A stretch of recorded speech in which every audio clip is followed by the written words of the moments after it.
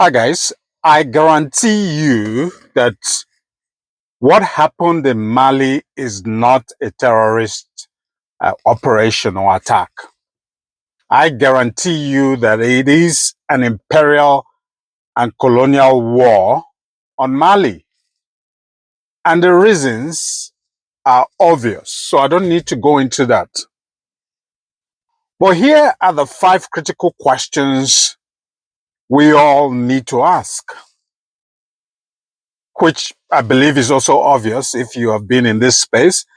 And if you've been listening to me for a while, you can follow me on my Facebook or YouTube or TikTok. Find me everywhere, Dr. GodEzy Global Insights, and you'll find me on any of the platforms. So if you've been following me, you'll know the answer to some of these key critical questions that people should be asking. Number 1 is, who is sponsoring these terrorists? Where do they get their funds from? Are they just only a ragtag army? Number 2 is, who is training these guys? And where are they being trained? Number 3, what is the agenda of these folks? Is it religious? Or is it resource driven? Given that these terrorists always attack resource rich regions.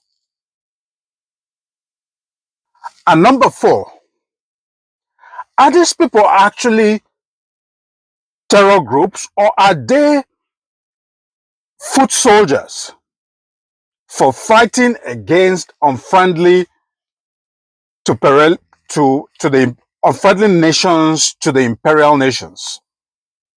Given that these imperial nations cannot commit their own armies and citizens to do the dirty work. So are these actually terrorist groups or mercenaries? And number 5, why is it that African nations cannot come together, especially the nations within the Sahel? Why Nigeria, Niger, Cote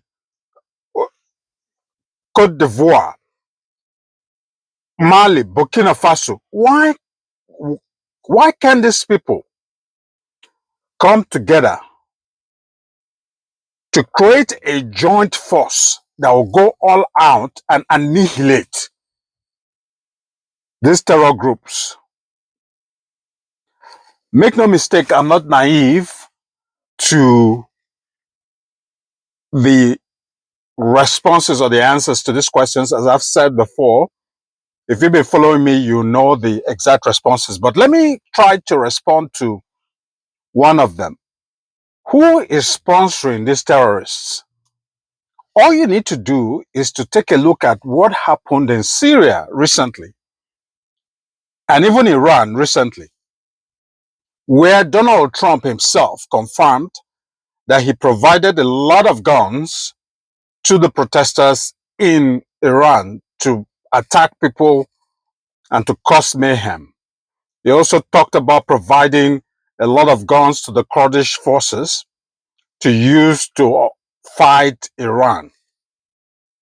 So they know they cannot commit their ground soldiers. They form groups within a country to cause chaos and division in those countries. Are we talking about Syria, where a known al-qaeda head-chopping man was installed by this imperialist to become the president of that country, supported by those imperialist forces? So that's the response to the question number 1. What do you think about the rest of the questions? Put the comments, your answers in the comment section below. Let's continue these conversations as we continue to raise alarm and prick the consciousness of African leaders to wake up. African leaders are completely oblivious of the world they live in. They lack strategic thinking. They lack any form of leadership skills. All what they're concerned about is primitive stealing. They cannot get governance right, partisanship, ethnic sentiments, religious sentiments. That is what African leaders are concerned about. These guys need to wake up from their slumber. Otherwise, look at Iran, for example. Look at what the feats that Iran has been able to achieve. This is a country that has been under sanction for 47 good years. Whereas African countries that have not been under any form of sanction are still scraping dirt, scraping by.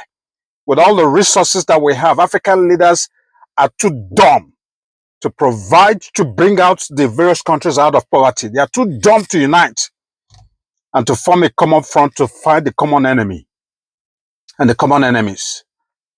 This is becoming really annoying.